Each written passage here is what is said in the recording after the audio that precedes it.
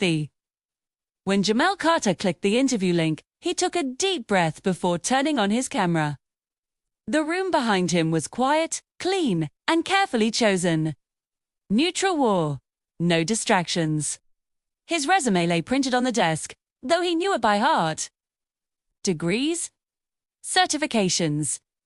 7 years of experience in data analysis. Recommendations from former managers. Metrics that spoke louder than confidence ever could. This was supposed to be the easy part. The screen flickered. 2 faces appeared. A white man in his late 40s, wearing a crisp button-down. A white woman with blonde hair pulled tight into a bun, glasses resting low on her nose. "Good morning," the man said. "I'm Richard Holly. This is Susan from HR." Jamal smiled politely. "Good morning. Thank you for the opportunity." Richard nodded, glancing at Jamal's resume on his screen. "Impressive background." Susan added, "Very impressive." Jamal relaxed a little. For the first 10 minutes, everything flowed perfectly. Technical questions. Case studies. Jamal answered calmly, clearly, confidently. Susan nodded often. Richard even smiled. Then Richard leaned closer to his screen. "So, Jamal, where are you calling from today?" "My apartment," Jamal replied. "Downtown." Richard paused. "Downtown, where?" Jamil hesitated, sensing the shift. "South Side." Susan's pen stopped moving. "Oh," she said softly. The silence stretched a second too long. Richard cleared his throat.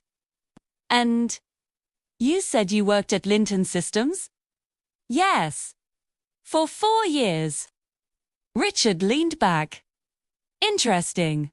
That's not the usual background we see." Jamal blinked. "I'm not sure what you mean." Well, Susan smiled tightly.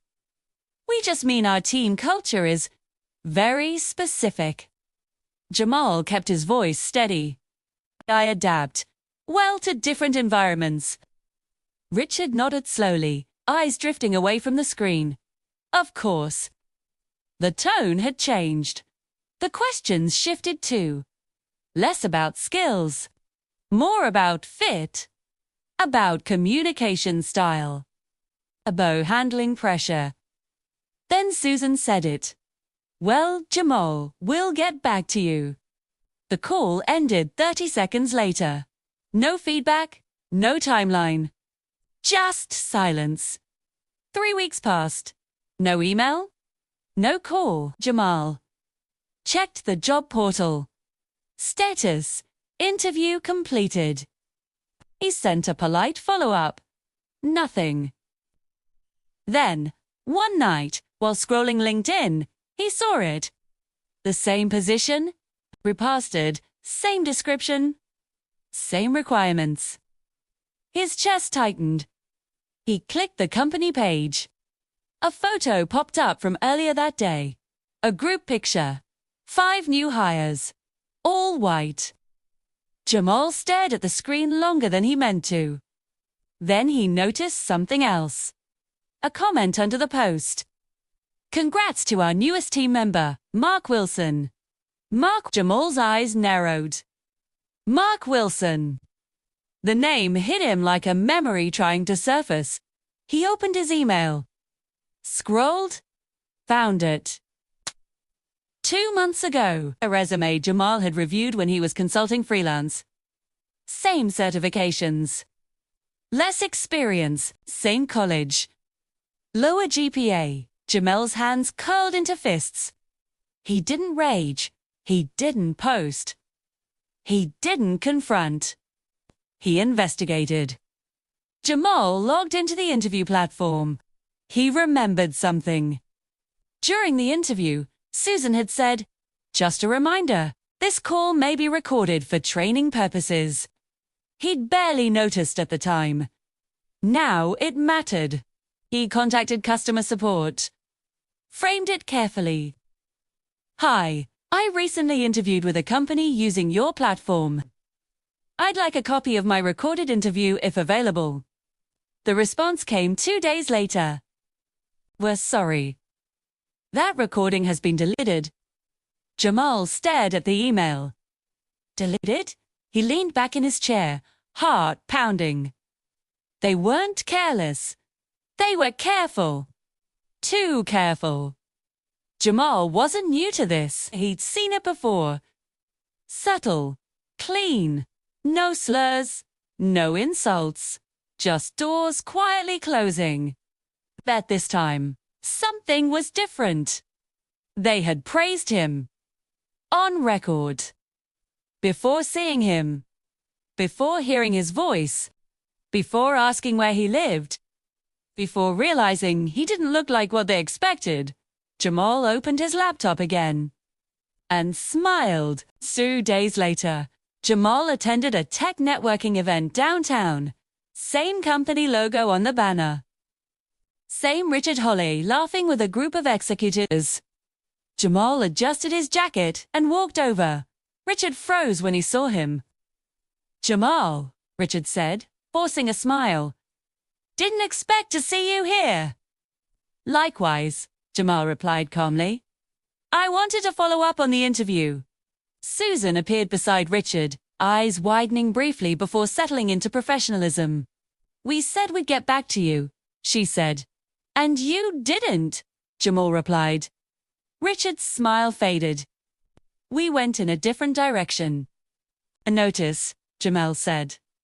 Mark Wilson. Susan stiffened. You know him. I know his resume, Jamal said. And I know mine. Richard crossed his arms. Are you accusing us of something? No, Jamal said. I'm asking a question. Susan glanced around nervously. This isn't the place, she said. Jamal nodded. You're right. He turned to leave. Then, added quietly, I hope your IT team knows how to permanently delete backups. Richard's face went pale. That night, Jamal uploaded a video. No anger, no shouting. Just facts. Side-by-side resumes. Timeline screenshots. And one more thing. A clip. A partial audio clip. Not the full interview. Just enough. Richard's voice. Impressive background. Susan's voice. Very impressive. Then the pause. Oh, the video ended with one line. If I was qualified before you saw me, why wasn't I after? By morning, it had 1 million views. By afternoon, the company's comments were turned off. By night, Richard Holley resigned. Jamal didn't celebrate. He didn't feel victorious. He felt tired. But something had changed. People started listening. Companies started auditing. And somewhere, a young black kid watching that video realized, too, it wasn't his imagination. The backlash didn't come all at once. It crept in quietly, the way consequences usually do. At first, Jamal's phone buzzed with messages from people he hadn't spoken to in years. Old classmates, former co-workers, strangers. Some thanked him. Some shared their own stories. Some just said, I thought it was only me. Then came the emails. A non-profit invited him to speak. A university asked if they could use his video in a seminar. A journalist requested an interview. And then inevitably came the threats. Anonymous accounts flooded his inbox. You're playing the race card. Jaruna man's career should have just moved on. Jamal read them without reacting. He'd learned long ago that anger gave people power they didn't deserve. What surprised him wasn't the hate. It was the silence from the company. No statement. No apology. No acknowledgement. Just quiet. Until it wasn't. 3 days later, Jamal received an email from a law firm representing Holodynamics. The language was careful. Polished. They disputed the narrative. They regretted the misunderstanding. They wished to resolve the matter privately. Jamal closed his laptop. He wasn't interested in private resolutions anymore. That evening, he sat on his balcony watching the city lights flicker on. Cars moved like veins of light through the streets. Somewhere down there, people were going home tired, hopeful, defeated, determined. He thought about how many of them had been told without words that they didn't belong. His phone rang. Unknown number. He hesitated, then answered. This is Jamal. A pause, then a woman's voice.com/controlled. Mr. Carter, my name is Elaine Brooks. I'm the new interim director at Holly Dynamics. Jamil raised an eyebrow. That had been fast. I wanted to speak to you directly, she continued. Not through lawyers. I'm listening, Jamal said. There was no arrogance in her voice. No defensiveness. We've launched an internal investigation, Elaine said. Independent. External auditors. Jamal stayed silent. We found patterns, she admitted. Not just with you. That landed heavier than anything else. How many? Jamal asked. Another pause. Too many. Jamal closed his eyes briefly. Elaine continued. I won't insult you with excuses. What happened was wrong. What's worse is how long it went unnoticed or ignored. Jamal leaned back in his chair. So why call me you? Because you didn't just expose a company, she said. You exposed the system. And systems don't change unless pressure stays. Jamal waited. We want you to consult, Elaine said. Not quietly. Not symbolically. Publicly. Jamal laughed softly. Not amused. Not bitter. Just tired. You want the man you rejected to fix your image? No, Elaine replied. We want the man we dismissed to fix our blind spots. Jamal considered that. And if I say no? He asked. Then, you still changed something, she said honestly. The line went quiet. Jamal looked out at the city again. He thought about Ethan, about the kid who messaged him that morning saying he almost dropped out because interviews felt like traps. He thought about his father, who used to say, some doors don't open until you push back. I'll think about it, Jamal said. That's all I ask, Elaine replied. When the call ended, Jamal didn't feel relief. He felt responsibility. A week later, Jamal walked into a conference room not as a candidate, but as a consultant. Same building. Different posture. Executives sat around the table. Some avoided his eyes. Some studied him carefully. No one questioned why he was there. Jamal stood at the head of the table. I'm not here to make you comfortable, he said calmly. I'm here to tell you what you didn't want to see. No one interrupted. For years, you've hired people who look like your idea of safe, Jamal continued. You call it culture fit. You call it instinct. But instincts are trained. And yours were trained in exclusion. A man shifted uncomfortably. Jamal went on. You don't need more diversity statements. You need accountability, metrics, transparency. He clicked to the next slide. Numbers filled the screen. Hiring rates, interview drop-offs, on-camera versus off-camera rejections. The room stiffened. These aren't accidents, Jamal said. They're patterns. A woman raised her hand cautiously. What would you suggest we do? Jamal didn't hesitate. Start by admitting this isn't about intent, he said. It's about impact. He spoke for an hour. Not with anger. With clarity. When he finished, the room stayed silent for a long moment.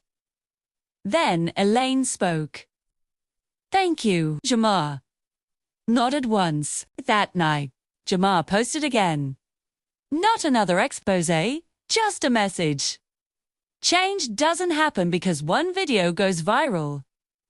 It happens when people stop denying patterns they benefit from. The comments flooded in.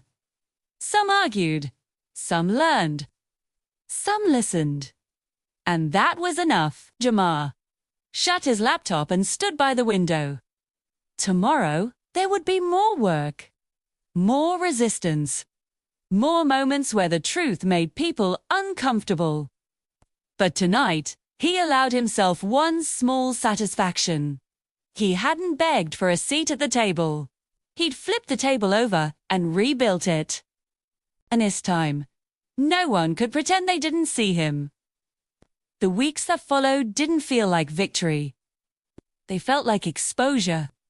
Everywhere Jamal went, people recognized him not as a man, but as a moment.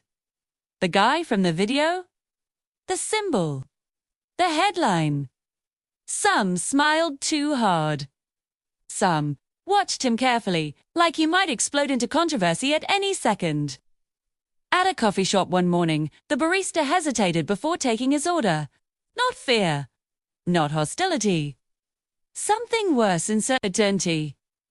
Jamal paid, took his cup, and sat by the window.